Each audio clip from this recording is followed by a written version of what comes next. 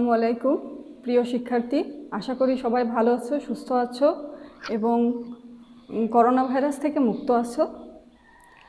বর্তমান বিশ্ব করোনা ভাইরাসের কারণে অস্বাভাবিক হয়ে গেছে। আমাদের দেশও তার বাইরে না, আমাদের দেশেও আমাদের সকলের জীবনযাত্রাও অস্বাভাবিক হয়ে গেছে। করোনা ভাইরাসের কারণে আমরা সকলেই কম বেশি ক্ষতিগ্রস্ত, কিন্তু জীবন থেমে থাকার নয়, জীবন চলমান। তাই আমাদের যে কোনো পরিস্থিতিতেই জীবনকে এগিয়ে নিয়ে যেতে হবে। আর তোমরা হচ্ছে আমাদের আগামী দিনের ভবিষ্যৎ। সেই কারণেই তোমাদের লেখাপড়াটা যেন বন্ধ না হয়, আমাদের দেশের প্রধানমন্ত্রী সেজন্য অনলাইনে ক্লাসের নির্দেশনা দিয়েছেন। এজন্য ওনাকে অসংখ্য ধন্যবাদ। এবং এই নির্দেশনা অনুযায়ী আমাদের অত্র কলেজের principal sir Mohammad Sadikuzzaman Suman sir সেই ক্লাসের ব্যবস্থা গ্রহণ করেছেন। এজন্য ওনাকেও অসংখ্য ধন্যবাদ। আজকে অনলাইন ক্লাসে তোমাদের সঙ্গে আছি আমি মোসাম্মদ মুনিরা নাসরিন, প্রভাষক, রাষ্ট্রবিজ্ঞান বিভাগ, দৌলতপুর কলেজ, দৌলতপুর, কুষ্টিয়া। তোমাদের সঙ্গে আজকে আমি যে বিষয়ে আলোচনা করব সেটা হলো অনার্স প্রথম বর্ষের প্রধান বৈদেশিক সরকারের ইউকে, ইউএসএ, ফ্রান্স এই বিষয় থেকে ব্রিটেনের ক্যাবিনেটের একনায়কত্বের কারণ সম্পর্কে। চলো আমরা মূল আলোচনায় চলে যাই। প্রথমে আমরা আলোচনা করব ক্যাবিনেটটা কী। মূলত ব্রিটেনের ক্যাবিনেটের উত্থান হয় রাজা দ্বিতীয় চার্লসের আমলে ক্যাবল বা উপদেষ্টা কমিটি থেকে। ক্যাবিনেট আসলে মন্ত্রিসভার বিশিষ্ট একটি সংস্থা, যে ক্ষুদ্র একটি সংস্থা, যেখানে বিশিষ্ট ব্যক্তিদের নিয়ে, বিশিষ্ট মন্ত্রীদের নিয়ে এই পরিষদটা গঠিত হয়। ক্যাবিনেট সম্পর্কে অনেকে সংজ্ঞায়িত করেছেন। এর মধ্যে লওয়েলের মতানুসারে, লওয়েল যে মত প্রকাশ করেছেন তার মতে cabinet is the Keystone of the political arts. অর্থাৎ ক্যাবিনেট হচ্ছে রাজনৈতিক তোরণের মধ্যপ্রস্তর। এছাড়াও লওয়েল যেটি বলেছেন, লওয়েল ক্যাবিনেট সম্পর্কে যে মতটা প্রকাশ করেছেন সেটা হলো cabinet is the power house of the enter of political system. অর্থাৎ ক্যাবিনেট হচ্ছে সরকারের কাঠামোর ক্ষমতার কেন্দ্রবিন্দু। এ থেকে আমরা বুঝতে পারি যে ব্রিটেনের সকল ব্যবস্থায় ক্যাবিনেটই মূল বিষয়ে অবস্থান করছে। তো এখন আমরা চলে যাই ক্যাবিনেটের একনায়কত্বটা কী। ক্যাবিনেটের একনায়কত্বটা হচ্ছে ক্যাবিনেটই সর্বময় ক্ষমতার অধিকারী। ব্রিটেনের সংবিধান মতে যদিও বলা আছে যে পার্লামেন্ট সকল বিষয়ে ক্যাবিনেটকে নিয়ন্ত্রণ করবে, ক্যাবিনেট পার্লামেন্টের কাছে তার কাজের জন্য দায়ী থাকবে, কমন সভা আস্থা হারালে ক্যাবিনেট পদত্যাগ করবে, কিন্তু বাস্তবে দেখা যায় যে ক্যাবিনেটই পার্লামেন্টকে নিয়ন্ত্রণ করছে। ক্যাবিনেটের প্রস্তাবনা পার্লামেন্ট মেনে নিচ্ছে, আর কমন সভার সদস্যরা ক্যাবিনেটের বাধ্যগত হয়ে দায়িত্ব পালন করছে। এই সকল কারণেই মূলত ক্যাবিনেটের ক্ষমতা দিন দিন বৃদ্ধি পাচ্ছে।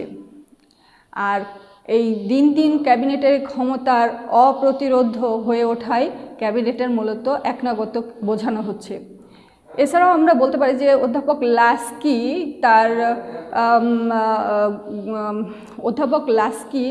তার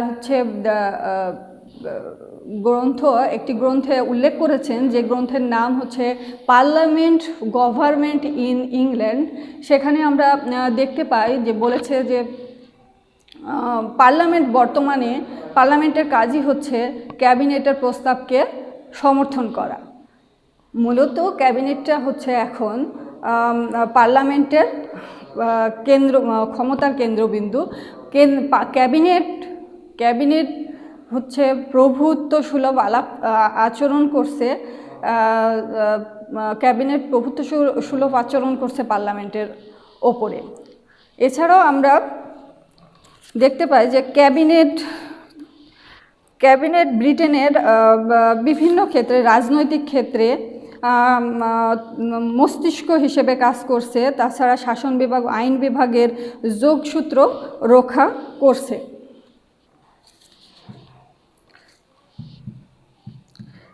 এরপরে আমরা যে বিষয় সম্পর্কে আলোচনা করব সেটা হলো ক্যাবিনেটের একনায়কত্বের বেশ কিছু কারণ আছে। সেই কারণগুলো পয়েন্ট আকারে আমাদের লিখতে হবে।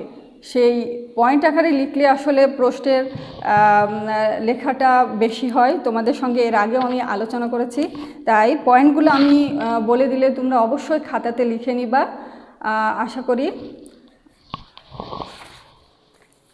আর ক্যাবিনেটের একনায়কত্বের কারণ দুই প্রকারের, তার ভিতরে হচ্ছে অভ্যন্তরীণ কারণ আর একটা হচ্ছে বাহ্যিক কারণ। অভ্যন্তরীণ কারণগুলো প্রথমে আমি আলোচনা করছি।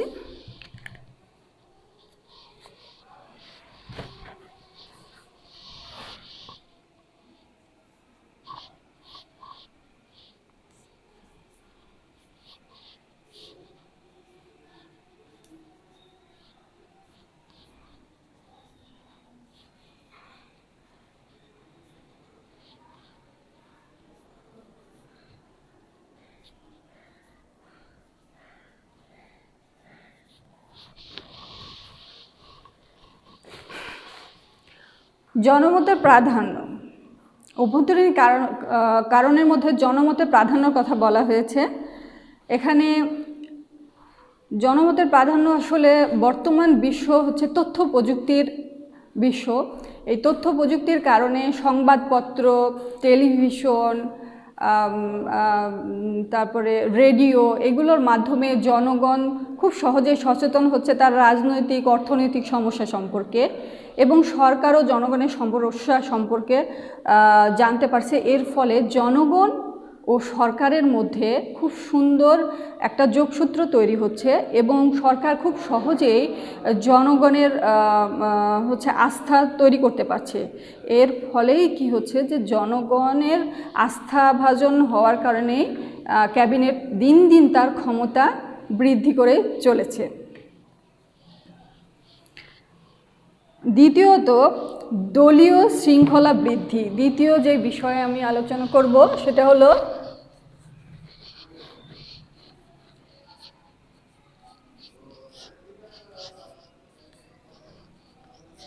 দলীয়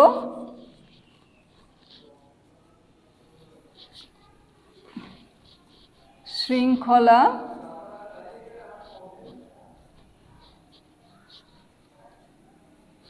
বৃদ্ধি।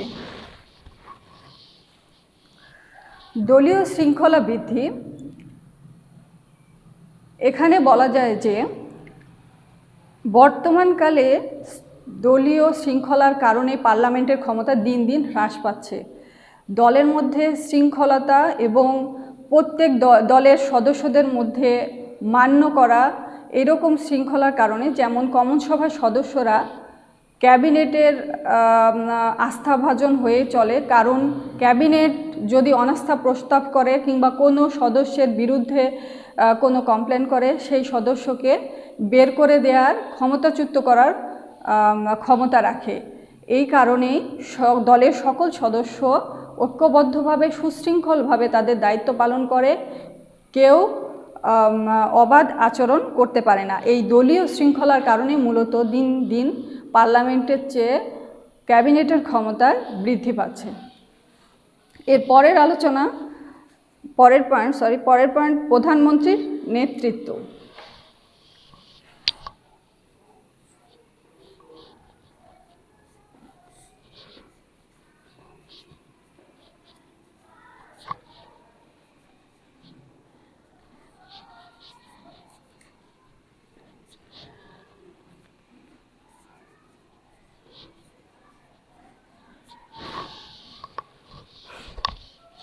প্রধানমন্ত্রী একদিকে যেমন দলীয় প্রধান, তেমনি কমন সভার প্রধান, এবং অন্যদিকে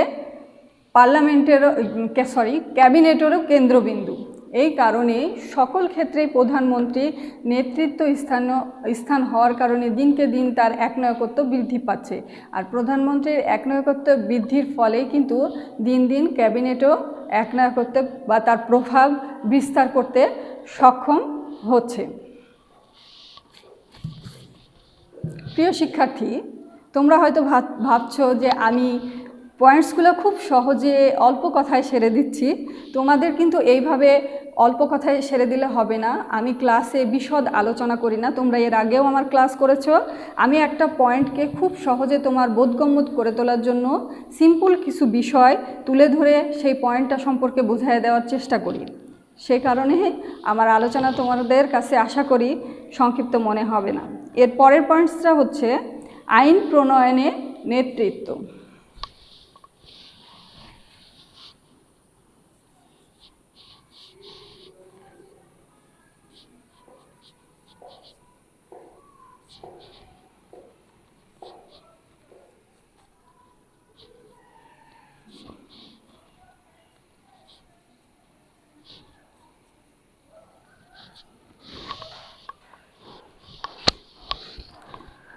বর্তমানে আইন প্রণয়নের ক্ষেত্রে ক্যাবিনেট গুরুত্বপূর্ণ ভূমিকা রাখছে। যদিও বলা হয়েছে ব্রিটেনের সংবিধান অনুযায়ী পার্লামেন্টই আইন প্রণয়নের ক্ষেত্রে সর্বময় ক্ষমতার অধিকারী, তবুও আমরা দেখতে পাই যে ব্রিটেনের ক্যাবিনেট আইন প্রণয়নের ক্ষেত্রে বর্তমানে বেশি প্রাধান্য রাখছে।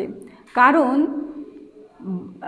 ক্যাবিনেট এ পর্যন্ত যতগুলো আইন পার্লামেন্টের সামনে উত্থাপন করেছে সকল আইনই পাশ করা হয়েছে, কারণ কমন সভার সকল সদস্য কিন্তু ক্যাবিনেটের আস্থাভাজন। এই কারণে ক্যাবিনেটের সকল আইনই পার্লামেন্টকে আইন প্রণয়নে নেতৃত্ব। আইন প্রণয়নে নেতৃত্বের কথা বলতে গেলে বলা যায় যে বর্তমানে ক্যাবিনেট আইন প্রণয়নের ক্ষেত্রে বিশেষ ক্ষমতার অধিকারী। এ পর্যন্ত যতগুলো ক্যাবিনেট কর্তৃক পাশকৃত বিল পার্লামেন্ট কর্তৃক অনাস্থা করা হয়নি, কারণ কমন সভার সকল সদস্যর আস্থা আছে। কমন সভার সকল সদস্য ক্যাবিনেটের পাশকৃত বিলের প্রতি আস্থাভাজন। সে কারণে পার্লামেন্ট ক্যাবিনেট কর্তৃক যে বিলগুলো আসে সেগুলো পাশ করতে বাধ্য থাকে। এর পরের পয়েন্টসটা আছে যৌথ দায়িত্বশীলতা।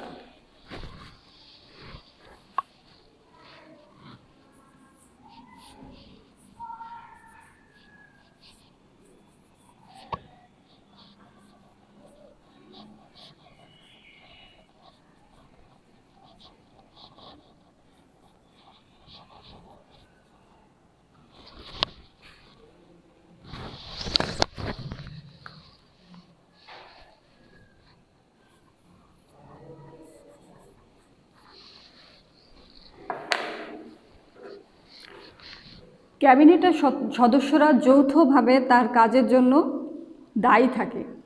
সে কারণে যৌথ দায়িত্বশীলতা,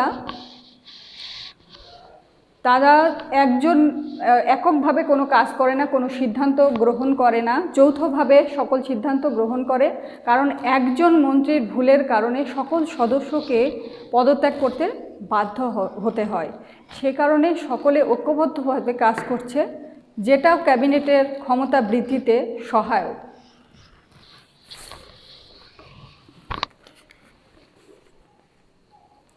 এর পরের পয়েন্টস আছে অর্পিত ক্ষমতাপ্রসূত আইন।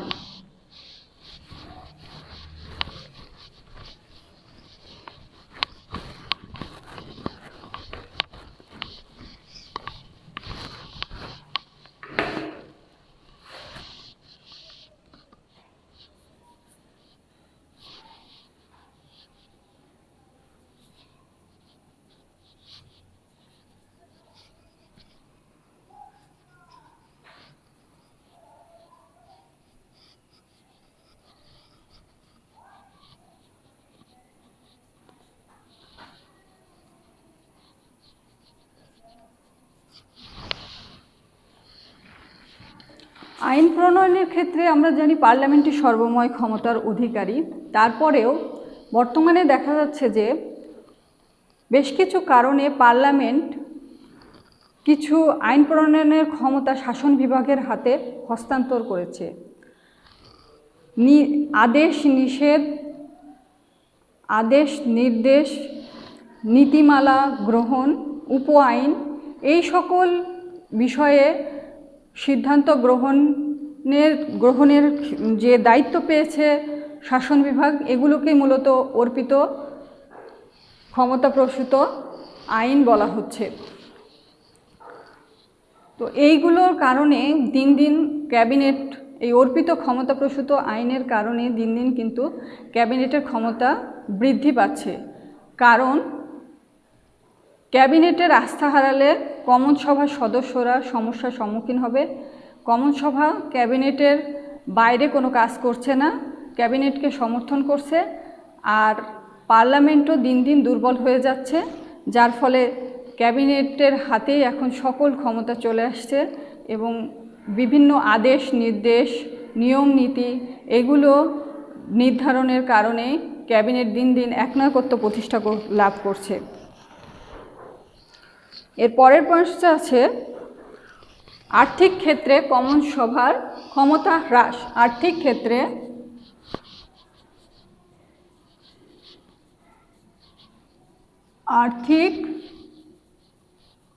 ক্ষেত্রে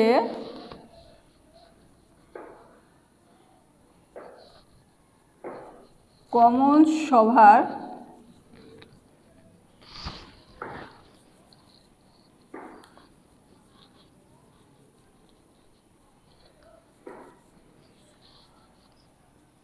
ক্ষমতা হ্রাস।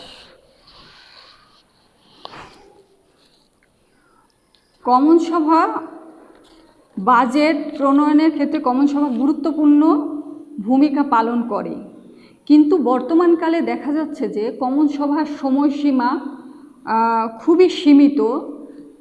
তাই সরকার কর্তৃক যে বাজেট কমন সভায় পেশ করা হয়, সেই বাজেট কমন সভা বৃদ্ধি করতে পারবে না। এটি কমাতে পারবে, অর্থাৎ এটা হ্রাস করতে পারবে, তারপরে বাতিল করতে পারবে, কিন্তু এটা বৃদ্ধি করার ক্ষমতা নাই। এ সম্পর্কে বিস্তারিত আলোচনা করারও কমন সভার বেশি সময় থাকে না। এই স্বল্প সময়ে কমন সভা বাজেট সম্পর্কে, অর্থনৈতিক সম্পর্কে বিশদ আলোচনা থেকে বিরত থাকে এবং এই কমন সভার সদস্যরা এই বিষয়ে তাদের কোনো সক্ষমতা না থাকার কারণে কমন সভা দিনকে দিন অর্থনৈতিক ক্ষেত্রে দুর্বল হয়ে পড়ছে। এর পরের পয়েন্টসটা হচ্ছে কমন সভা ভেঙে দেওয়ার ক্ষেত্রে প্রধানমন্ত্রীর ক্ষমতা।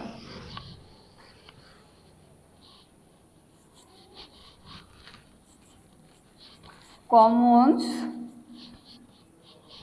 সভা ভেঙে দেওয়ার ক্ষেত্রে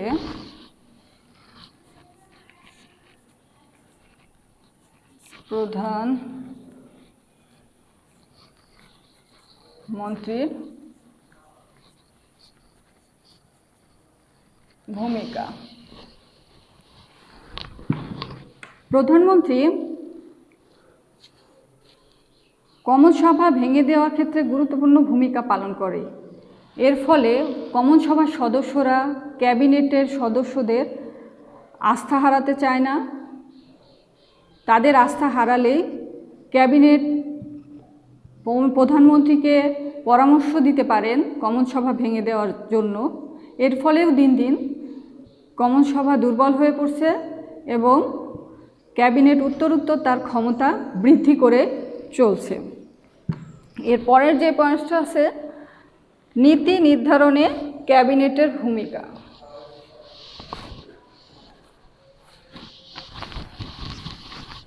এর পরের পয়েন্টটা নীতি নির্ধারণে ক্যাবিনেটের ভূমিকা।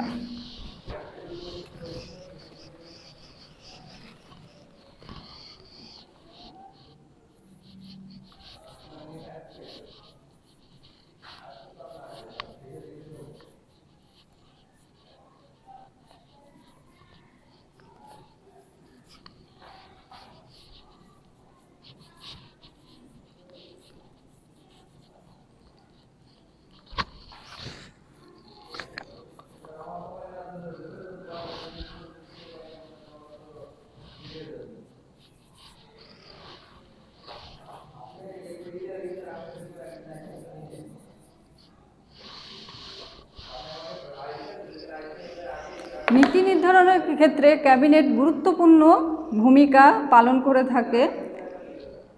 এর আগেও আমি বলেছি যে কমন সভা ক্যাবিনেটের আস্থা হারাতে চায় না, আর ক্যাবিনেট কমন সভার উপর প্রভাব সৃষ্টি করে।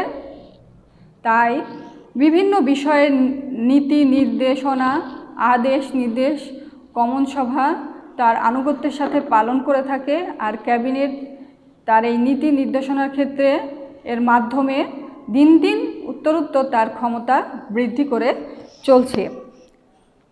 কমন সভার এই স্বল্প জনগণের সাথে যোগসূত্র তৈরি করতে না পারা, সময় সীমিত হওয়ার কারণেই কিন্তু কমন সভা দিন দিন ক্যাবিনেটের ওপর নির্ভরশীল হয়ে পড়ছে। এর পরের যে পয়েন্টস আছে, সরকারের কার্য পরিধি বৃদ্ধি। সরকারের কার্য পরিধি বৃদ্ধি।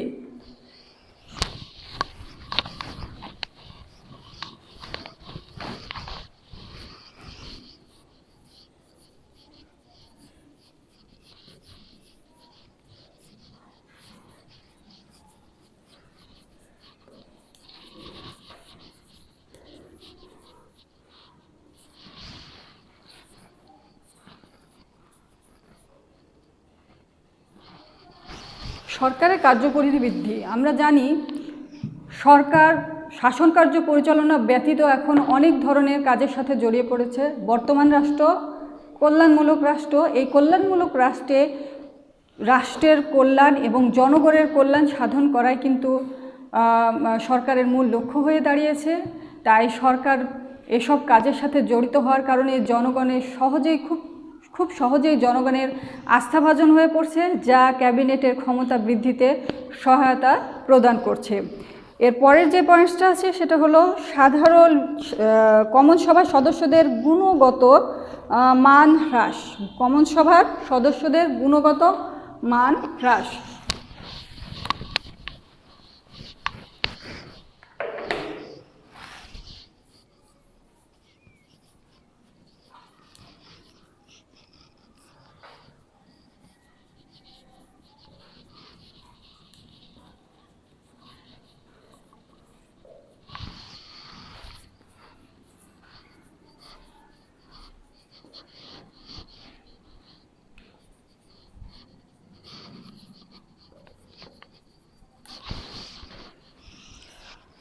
দিন দিন কমন সভার সদস্যদের গুণগত মান কমে যাচ্ছে। তা যোগ্য ব্যক্তি কমন সভার সদস্য না হওয়ার কারণে কিন্তু ক্যাবিনেটের ক্ষমতা বৃদ্ধি পাচ্ছে এবং কমন সভার ক্ষমতা হ্রাস পাচ্ছে। তাই যতদিন কমন সভায় যোগ্য ব্যক্তির অবস্থান না করবে, ক্যাবিনেট এভাবে প্রভুত্ব বিস্তার করে চলবে এবং ক্যাবিনেটের একনায়কত্ব বৃদ্ধি হবে। এছাড়া আরও অনেক পয়েন্টস আছে যেগুলো তোমাদের সঙ্গে আলোচনা করা যাচ্ছে না, সময় সীমিত। যেমন আছে বিভাগীয় বিচারের ক্ষমতা, আছে ভোটারদের মানসিকতা, আছে কমন সভার সংযোগ সাধনের ক্ষমতা হ্রাস। এছাড়াও আছে বাহ্যিক কারণ। বাহ্যিক কারণগুলো হচ্ছে যে বিংশ শতকে বিভিন্ন কারণে উপনিবেশিক রাষ্ট্রগুলো বিভিন্ন সমস্যার সম্মুখীন হয়েছে, প্রতিযোগিতা সৃষ্টি হয়েছে। ব্রিটেনেও এই প্রতিযোগিতামূলক ব্যবস্থার ফলে কিন্তু দেখা যাচ্ছে যে সরকারকে খুবই দায়িত্বশীল হতে হয়েছে এবং তার কাজের প্রতি আগের তুলনায় অনেক বেশি সময় দিতে হয়েছে এবং এর ফলে ক্যাবিনেটের সদস্যদের গুরুত্বপূর্ণ ভূমিকা পালন করতে হয়েছে, যা ক্যাবিনেটের ক্ষমতা বৃদ্ধিরও একটি মূল কারণ। যাই হোক, আমার আজকের ক্লাস এখানেই সমাপ্তি ঘোষণা করছি। তোমরা বাড়িতে থাকো, সুস্থ থাকো, ভালো থাকো। বাড়িতে থাকা সময়গুলো ভালো কাজে ব্যয় করো, নিজেকে ভালো রাখো, অপরকেও ভালো থাকতে সাহায্য করো। আল্লাহ হাফেজ।